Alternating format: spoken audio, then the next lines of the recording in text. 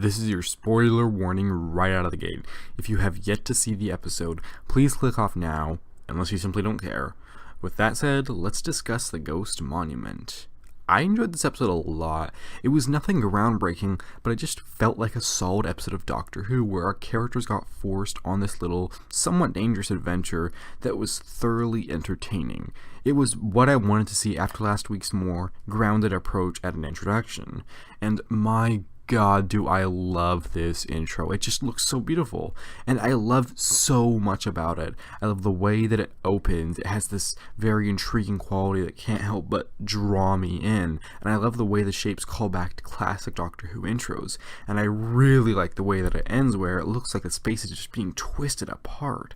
It's just absolutely gorgeous, and I don't know if it's my favorite, but it is one of my favorites, and it looks stunning. Also, they put it at the beginning of the episode, which is another thing in a long list of things that calls back to a more typical classic Who sort of format. Speaking of, the Doctor used the Venusian Aikido. I'm not entirely sure how to pronounce that. I've heard it pronounced different ways from the 3rd and the 11th Doctor, but you know what? That's fine. And I hope they do have that come back occasionally. Not excessively, but occasionally, just as a little thing. But they don't have to. It won't matter too much. And there's a lot that I want to touch on, but I want to do it really quickly, so this episode looks really cinematic. That's something I want to mention. Not only are there a crazy amount of shots that look just absolutely gorgeous, but some of the filmmaking here is really impressive, particularly the opening sequence. Even though I knew everyone would survive, they still succeeded in bringing out tension and peril from a situation I knew lacked peril just from how expertly that scene was made. Nicely done. Although they could have done a little better running, but hey, that's probably why the Doctor called them on it later in the episode, right? So pretty early on, we learn what the Ghost Monument is, which is good because it gives us more to care about and gives this whole story just a bit more of a drive to it. It wouldn't really have worked as a surprise, I think. And I quite enjoyed the supporting cast. They were really believable, and fortunately their characters felt like real people, and there wasn't a lot dedicated towards them, but they had moments where they really got a chance to shine. And also the antagonist was good fun, and there wasn't a lot of him, but he had a fun presence, so I liked him. And I love how this place actually feels really alien.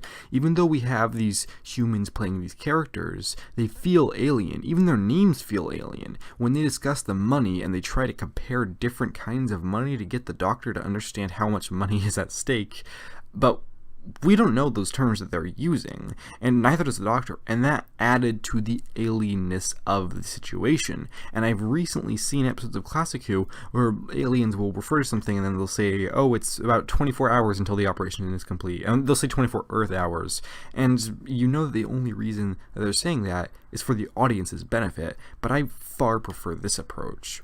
Wow, can I talk about the music for a moment? I absolutely adore Murray Gold's music, but I'm really enjoying this new music, which just brings a different feel to the show, which just really works for me, and a job well done to the new composer.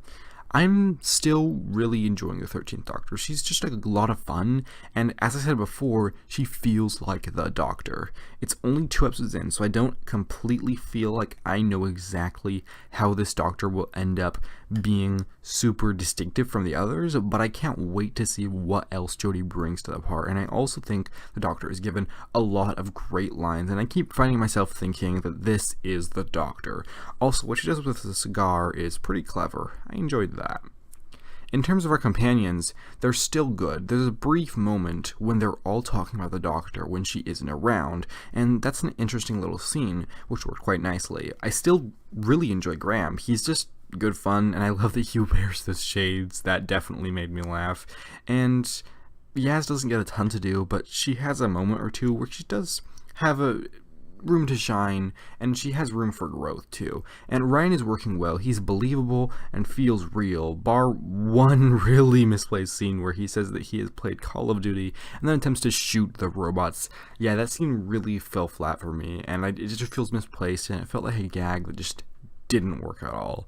Oh well, it's whatever. Also, it's worth noting that Ryan's dyspraxia feels really integrated into the story well, and it's never overdone, but still feels present when it should be, when it makes sense to be, and I really appreciate that. It's done really nicely.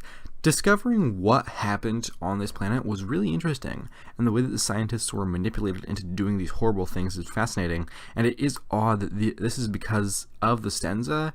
That was surprising to me, but in a weird way, and I really hope that they don't come back, because I don't think they should. I just don't feel that they could add too much, and I really hope that they don't come back.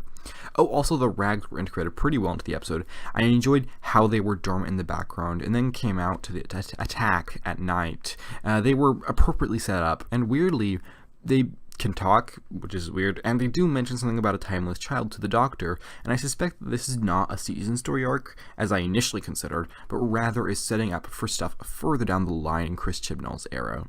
Last, and by no means least, the final sequence. I really love it. The TARDIS bringing hope wherever it goes. It comes to save the TARDIS team. The Doctor says, "Come to Daddy," before correcting herself, which actually did make me laugh out loud. And we get a wonderful shot of the Doctor running towards her TARDIS. The moment when she says that she doesn't have her key, and it just opens for her. And we get to see the wonderful scene where she just has this sheer joy when she opens the TARDIS. And it's so wonderful, and you've really felt this connection between the TARDIS and the Doctor like I never had before. And I have to admit, it almost brought tears to my eyes. And of course, the companions are shocked and amazed, as they should be. And we end on the perfect note of the TARDIS whooshing as everybody goes off on exciting adventures, and we'll follow up on them throughout the season. And yeah, that's the note to end on, and it's one that's exciting for the whole series. And by the way, I do like the TARDIS. It's got a really, really cool design. I really enjoy it. It does feel a tiny bit too small for me, those pillars. I wish they were a little bit further back so that there was a little more room for everyone to kind of run around, but I do still really like the design. Overall, this episode did what I think it needed to do. It had some fun for the second adventure, entertained me, and even impressed me in more than a few places. Our main cast is as good as they were last week, and the supporting cast does quite nicely. This is a solid episode, made even better by a truly delightful ending. The Ghost Monument earns a strong rating of 8.75 out of 10. Be sure to let me know what you thought about this episode down below. If you join me next week or so, then I will be reviewing Rosa. It's confusing when things are going to happen. I should have a video ranking the post-regeneration stories out now. Actually, that is going to go live in 5 minutes from when I'm recording this, but it'll already be up by the time this video's out. So yeah, that's the plan, and be sure to stick around for more weekly reviews in Series 11. So that's all for now, folks. Thanks for watching. Take care, and have a lovely day.